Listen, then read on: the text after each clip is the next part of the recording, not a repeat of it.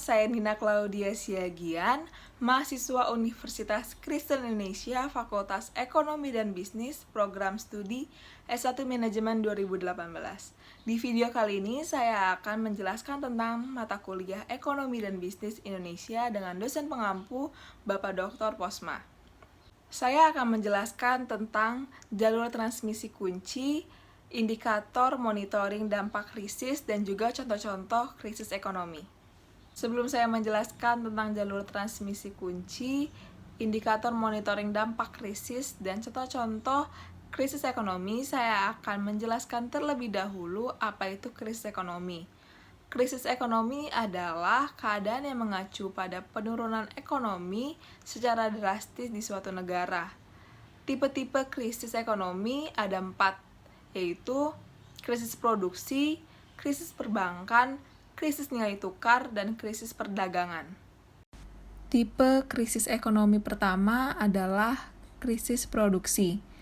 Krisis produksi bersumber dari dalam negeri. Jalur transmisi kunci pada krisis produksi adalah pendapatan, kesempatan kerja, dan inflasi.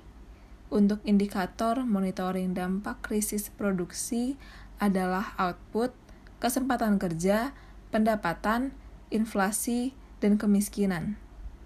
Berikut adalah skema krisis produksi. Pada saat produksi mengalami penurunan, input pada sektor lain mengalami penurunan, dan output produksi mengalami penurunan. Pada saat output produksi mengalami penurunan, kesempatan kerja dan pendapatan mengalami penurunan dan peningkatan pada permintaan dan harga. Pada saat permintaan dan harga mengalami peningkatan, maka dapat terjadi inflasi yang meningkat dan kemiskinan yang meningkat juga. Pada saat input pada sektor lain mengalami penurunan, dapat mengakibatkan juga kesempatan kerja dan pendapatan yang menurun dan meningkatkan kemiskinan. Selanjutnya adalah tipe krisis ekonomi yang kedua, yaitu krisis perbankan. Krisis perbankan terjadi pada subsektor keuangan yang mengalami kekurangan dana. Jalur transmisi kunci krisis perbankan adalah kredit, suku bunga pinjaman, output, kesempatan kerja, dan pendapatan. Untuk indikator monitoring dampak krisis perbankan adalah output, kesempatan kerja, pendapatan, dan kemiskinan. Berikut adalah skema krisis perbankan. Pada saat sektor perbankan mengalami penurunan, akan berdampak pada kredit usaha yang menurun dan rumah tangga. Rumah tangga akan mengurangi tabungan dan kredit konsumsi, sehingga konsumsi pada sektor perbankan akan mengalami penurunan, sehingga mengurangi produksi pada sektor perbankan dan mengurangi kesempatan kerja dan pendapatan, sehingga kemiskinan meningkat. Kredit usaha yang menurun juga mengakibatkan produksi pada sektor perbankan mengalami penurunan, dan kesempatan kerja dan pendapatan juga mengalami penurunan dan akan mengakibatkan kemiskinan yang meningkat. Selanjutnya adalah tipe krisis ekonomi yang ketiga, yaitu krisis nilai tukar.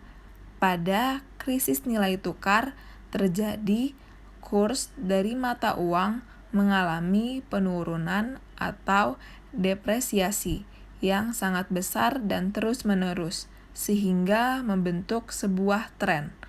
Jalur transmisi kunci krisis nilai tukar adalah ekspor, impor, output, dan kesempatan kerja. Untuk indikator monitoring dampak krisis nilai tukar adalah ekspor, impor, output, kesempatan kerja, pendapatan, dan kemiskinan. Berikut adalah skema krisis nilai tukar. Depresiasi sebuah mata uang berdampak pada dua sektor, yaitu sektor ekspor dan sektor impor. Pada sektor ekspor, depresiasi mata uang mengakibatkan ekspor yang meningkat, sehingga produksi juga mengalami peningkatan. Untuk kesempatan kerja dan pendapatan juga mengalami peningkatan, sehingga kemiskinan mengalami penurunan. Pada sektor impor, depresiasi sebuah mata uang mengakibatkan harga impor mengalami peningkatan, sehingga mengakibatkan biaya produksi yang mengalami peningkatan dan impor yang mengalami penurunan. Pada biaya produksi yang mengalami peningkatan mengakibatkan inflasi yang meningkat, sehingga terjadi kemiskinan yang meningkat. Pada saat impor mengalami penurunan, produksi juga mengalami penurunan, sehingga mengakibatkan kesempatan kerja dan pendapatan juga mengalami penurunan, sehingga mengakibatkan juga kemiskinan yang meningkat. Selanjutnya adalah tipe krisis yang keempat, yaitu krisis perdagangan. Pada krisis perdagangan terjadi pada subsektor keuangan yang mengalami kekurangan dana. Krisis perdagangan terdapat dua sektor, yaitu ekspor dan impor. Yang pertama, saya akan menjelaskan pada sektor ekspor. Jalur transmisi kunci pada krisis perdagangan sektor ekspor adalah output, kesempatan kerja, dan pendapatan. Untuk indikator monitoring dampak krisis pada krisis perdagangan sektor ekspor adalah ekspor, output, kesempatan kerja, pendapatan, dan kemiskinan. Berikut adalah skema krisis perdagangan pada sektor ekspor.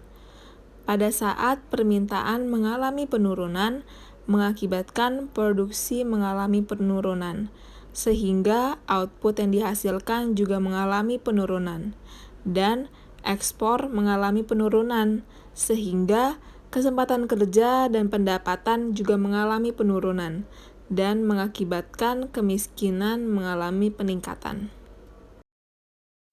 Selanjutnya adalah krisis perdagangan pada sektor impor. Jalur transmisi kunci krisis perdagangan pada sektor impor adalah output, kesempatan kerja, pendapatan, dan inflasi. Untuk indikator monitoring dampak krisis perdagangan pada sektor impor adalah output, kesempatan kerja, pendapatan, kemiskinan, dan inflasi. Berikut adalah skema krisis perdagangan pada sektor impor. Pada saat harga impor mengalami peningkatan, mengakibatkan biaya produksi mengalami peningkatan. Biaya produksi yang meningkat mengakibatkan output mengalami penurunan. Output menurun mengakibatkan kesempatan kerja dan pendapatan mengalami penurunan juga, dan peningkatan pada inflasi. Keadaan tersebut mengakibatkan kemiskinan yang meningkat. Berikut adalah contoh krisis ekonomi. Yang pertama pada masa pasca kemerdekaan pada tahun 1945 sampai 1950. Yang dikenal dengan Orde Lama atau demokrasi terpimpin. Yang terjadi pada masa ini adalah inflasi yang sangat tinggi dikarenakan oleh beredarnya lebih dari satu mata uang secara tidak terkendali. Adanya blokade ekonomi oleh Belanda sejak bulan November 1945 untuk menutup pintu perdagangan luar negeri RI. Berikutnya, kas negara kosong dan eksploitasi besar-besaran di masa penjajahan. Berikut adalah usaha-usaha yang dilakukan oleh pemerintah untuk mengatasi masalah-masalah ekonomi pada masa tersebut. Yang pertama, program pinjaman nasional. Program pinjaman nasional dilaksanakan oleh Menteri Keuangan Insinyur Surahman dengan persetujuan BPKNIP. Yang kedua, upaya menembus blokade. Upaya menembus blokade dilaksanakan dengan diplomasi bebas ke India, perusahaan swasta Amerika, dan menembus blokade Belanda di Sumatera dengan tujuan Malaysia dan Singapura. Yang ketiga, konferensi ekonomi. Konferensi ekonomi dilakukan pada Februari 1946 dengan tujuan untuk memperoleh kesepakatan yang bulat dalam menanggulangi masalah-masalah ekonomi yang mendesak seperti produksi dan distribusi makanan, masalah sandang, serta status administrasi perkebunan-perkebunan. Yang keempat, pembentukan Planning Board atau Badan Perancang Ekonomi 19 Januari 1947, rekonstruksi dan rasionalisasi Angkatan Perang atau RERA pada tahun 1948, dan mengalihkan tenaga bekas Angkatan Perang ke bidang-bidang produktif. Yang kelima, Kasimo Plan, yang intinya mengenai usaha swasembada pangan dengan beberapa petunjuk pelaksanaan yang praktis. Berikutnya, pada masa demokrasi liberal pada tahun 1950 sampai 1957. Masa ini disebut masa liberal karena dalam politik maupun sistem ekonominya menggunakan prinsip liberal. Usaha-usaha yang dilakukan oleh pemerintah untuk mengatasi masalah ekonomi pada masa ini adalah yang pertama, Gunting Syarifuddin, yaitu pemotongan nilai uang dilakukan pada 20 Maret 1950. Yang kedua, program Benteng Kabinet Natsir, yaitu upaya menumbuhkan wira swastawan pribumi dan mendorong importir nasional agar bisa bersaing dengan perusahaan impor asing. Yang ketiga adalah nasionalisasi The Javash Bank menjadi Bank Indonesia pada 15 Desember 1951 lewat Undang-Undang Nomor 24 Tahun 1951 dengan fungsi sebagai bank sentral dan bank sirkulasi. Yang keempat, sistem ekonomi Alibaba, Kabinet Ali Sastroamidjojo I yang diprakarsai Mr. Ishak Cokro Haji Suryo, yaitu penggalangan kerjasama antara pengusaha Cina dan pengusaha pribumi. Yang kelima, pembatalan sepihak atas hasil-hasil konferensi meja bundar termasuk pembubaran Uni Indonesia Belanda. Selanjutnya, pada masa demokrasi terpimpin pada tahun 1959 sampai 1967. Sebagai akibat dari dekret Presiden 5 Juli 1959, Indonesia menjalankan sistem demokrasi terpimpin dan struktur ekonomi Indonesia menjurus pada sistem etatisme. Berikut adalah kebijakan-kebijakan yang dilakukan oleh pemerintah pada masa itu. Yang pertama, devaluasi yang diumumkan pada 25 Agustus 1959, yaitu menurunkan nilai uang sebagai berikut. Uang kertas pecahan Rp500 menjadi Rp50, uang kertas pecahan Rp1.000 menjadi Rp100, dan semua simpanan di bank yang melebihi Rp25.000 dibekukan. Yang kedua, pembentukan deklarasi ekonomi atau DEKON untuk mencapai tahap ekonomi sosialis Indonesia dengan cara terpimpin.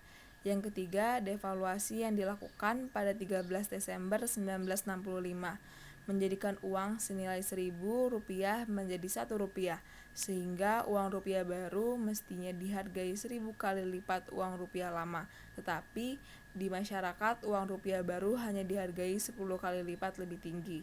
Maka tindakan pemerintah untuk menekan angka inflasi ini malah meningkatkan angka inflasi. Terima kasih sudah menonton video ini. Saya harap video ini dapat membantu kalian semua ya.